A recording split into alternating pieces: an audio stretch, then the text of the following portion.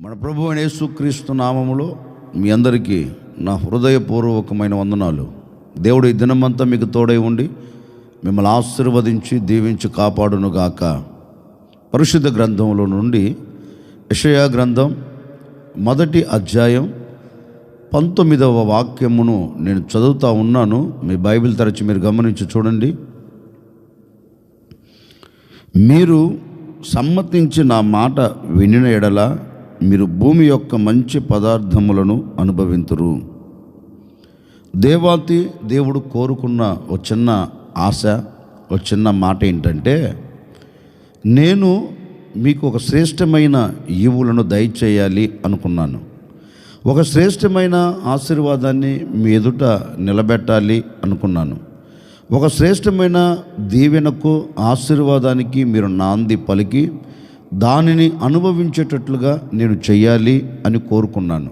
కానీ మీరు నా మాట సమ్మతించి నా ఆజ్ఞకు లోబడి నా మాటకు శిరస్సు వంచి మీరు కానీ నా మాట వింటే నిశ్చయముగా భూమి మీద ఉన్న శ్రేష్టమైన ఈవులన్నీ నేను మీకు అనుగ్రహిస్తాను అని ఈ వాక్యం ద్వారా ప్రభు ఈ దినము మనతో మాట్లాడుతూ ఉన్నారు. నిజమే, ప్రతి మనిషి ఆశ, కోరిక, వాంఛ ఏంటంటే, భూమి మీద కష్టపడుతున్నాను, ఈ కష్టానికి తగిన ప్రతిఫలం నేను అనుభవించాలి అని ఆశపడుతారండి. ఆశపడటం తప్పు కాదు, ఆలోచించటం తప్పు కాదు. దేవుని మాట వినకపోవటమే తప్పండి. మనిషి ఆశపడుతున్నాడు, కోరుకుంటున్నాడు, కానీ ఆశపడినట్లుగా అనుభవిస్తున్నాడా అంటే అనుభవించట్లేదు. ఆశపడినట్లుగా ఆశీర్వాదానికి నాంది పలుకుతున్నాడా అంటే ఆశీర్వాదానికి నాంది పలకలేకపోతున్నాడు. కానీ ప్రభు అంటారు, ఈ దినము మీరు నా మాట సమ్మతించి గైకొంటే, మీరు సమ్మతించి నా మాటను వింటే, అంటే దేవుని మాటకు నువ్వేం చేయాలంటే సమ్మతించాలి. నిజమేనయ్యా, నీవు ఏది చెప్పినా నేను లోబడుతాను, నీవు ఏది నాకు ఆజ్ఞాపించినా నేను శిరస్సు వంచుతాను అనే మాట నీ మనసులో వస్తే, అనే మాట మీద నువ్వు కట్టుబడి దేవుని సన్నిధిలో ఉండగలిగితే, దేవుడు తప్పక అంటారు, భూమి మీద ఉన్న ప్రతి శ్రేష్టమైన శ్రేష్టమైన పదార్థము నీవు అనుభవించేటట్లుగా నేను చేస్తాను. అందుకే కదండి దేవుని ఆశ కూడా ఏంటంటే, నా చేత చేయబడిన మానవుడు, నా చేత చేయబడిన ఈ నరుడు నా మాట వింటే చాలు అనుకున్నాడు. దేవుడు ఇక ఏది మనిషిలో నుంచి కోరుకోలేదండి.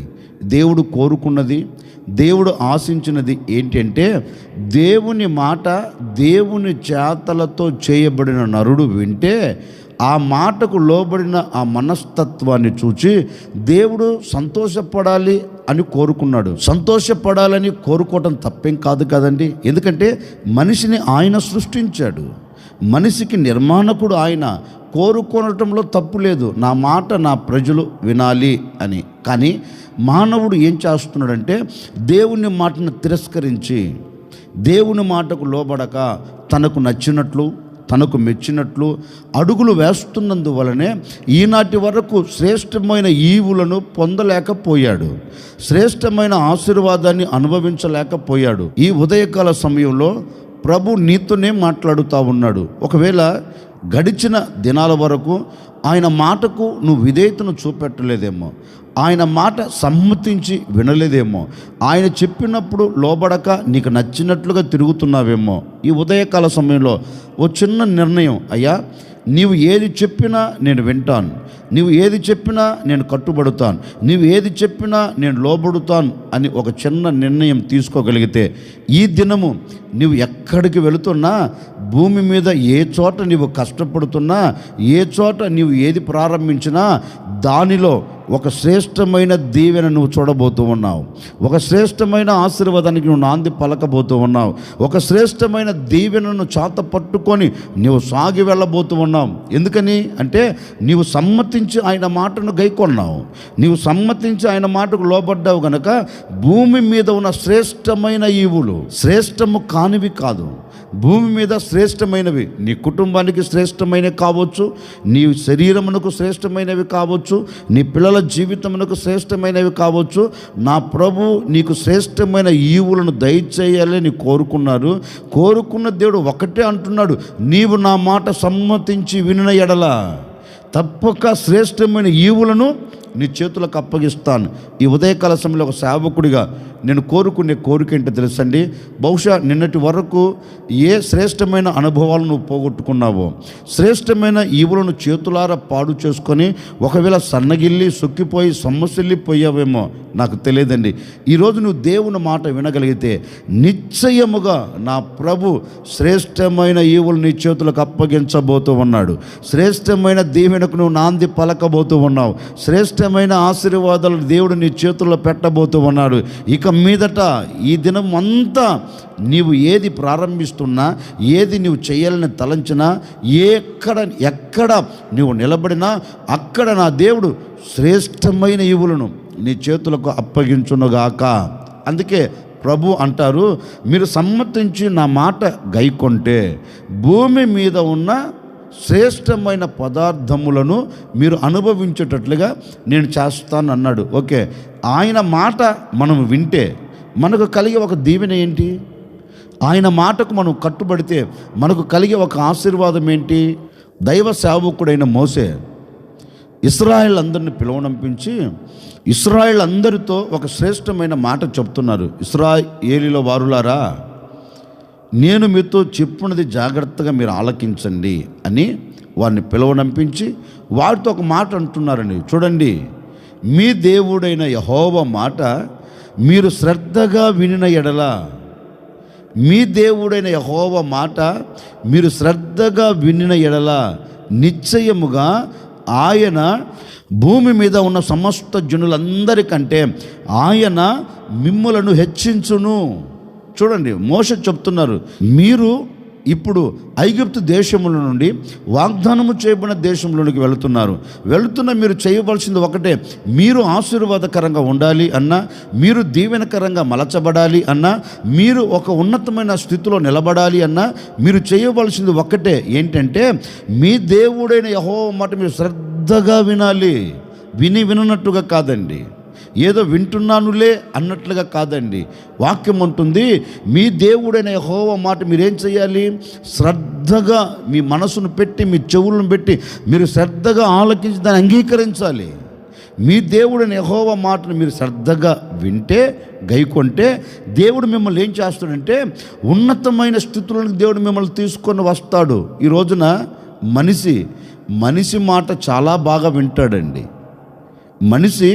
మనిషి మాటకు కట్టుబడుతాడండి.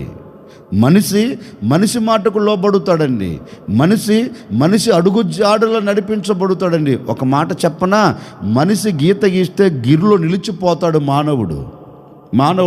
ఒకవేళ బంధువులు చెప్పినా బంధువుల మాటకు శిరస్సు వంచుతాం. ఒకవేళ నచ్చిన వారు చెప్పినా నచ్చిన వారి మాటకు శిరస్సు వంచుతాం.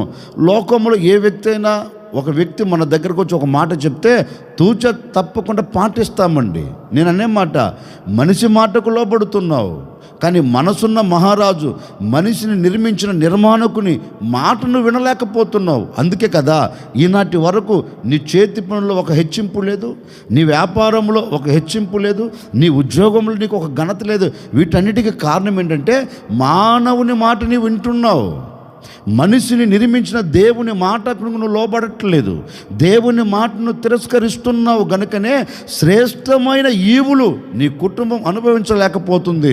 ఈ ఉదయకాల సమయంలో ఒక సేవకుడిగా నేను కోరుకొని మీతో చెప్పే మాట ఏంటంటే, ఇప్పటి వరకు లోక సంబంధమైన వ్యక్తుల మాట విని నష్టపోతూ వచ్చావేమో, ఇప్పటి వరకు లోక సంబంధమైన వ్యక్తుల మాట విని నష్టపోతూ వచ్చావేమో. ఇదిగో ఈ ఉదయకాల సమయంలో నీవు తీర్మానం చేసుకొని దేవుని మాటకు శిరస్సు వంచి దేవుని మాటను నీవు గైకొనగలిగితే, దేవుని మాటకు నువ్వు లోబడగలిగితే నిశ్చయముగా నా ప్రభు నీవు ఎక్కడ నిలబడినా అక్కడ ఒక హెచ్చింపును కలగచేయబోతూ ఉన్నాడు. నీతో ఉన్న వారందరికంటే నువ్వు హెచ్చించబడేటట్లుగా అద్భుతం చేయబోతూ ఉన్నాడు. నిన్ను హెచ్చించే దేవుడు నీతో తప్పక చెబుతున్నారు, నీవు నా మాటను గైకొంటే నిశ్చయముగా నేను భూమి మీద ఉన్న సమస్త జనులందరికంటే నిన్ను నేను హెచ్చిస్తాను అని చెప్పిన దేవుడు ఈ ఉదయకాల సమయంలో చెప్పకనే చెబుతూ ఉన్నాడు. నువ్వు ఎక్కడ నిలబడినా నా దేవుడు నిన్ను అక్కడ హెచ్చించునుగాక. నీ వ్యాపారములో దేవుడు నిన్ను హెచ్చించబోతూ ఉన్నాడు. నీ చేతి పనులు నిన్ను హెచ్చించబోతూ ఉన్నాడు. నీ ఉద్యోగములను హెచ్చించబోతూ ఉన్నాడు. నీ చదువుల రంగాలను హెచ్చించబోతూ ఉన్నాడు. దేవుని మాట ఈరోజు నువ్వు వింటే తప్పక నువ్వు ఎక్కడ అడుగు పెట్టినా అక్కడ ఉన్నతమైన స్థితిలో నా దేవుడు నిలబెట్టబోతూ ఉన్నాడు. అక్కడ శ్రేష్టమైన ఈవులు అనుభవించేటట్లుగా అద్భుతం చేయబోతూ ఉన్నాడు. ఏ చోట నేను హెచ్చిస్తాడో అదే చోట ఒక దీవెనకు నువ్వు నాంది పలకబోతూ ఉన్నావు. భయపడవద్దు, కృంగిపోవద్దు, అధైర్యపరచబడవద్దు.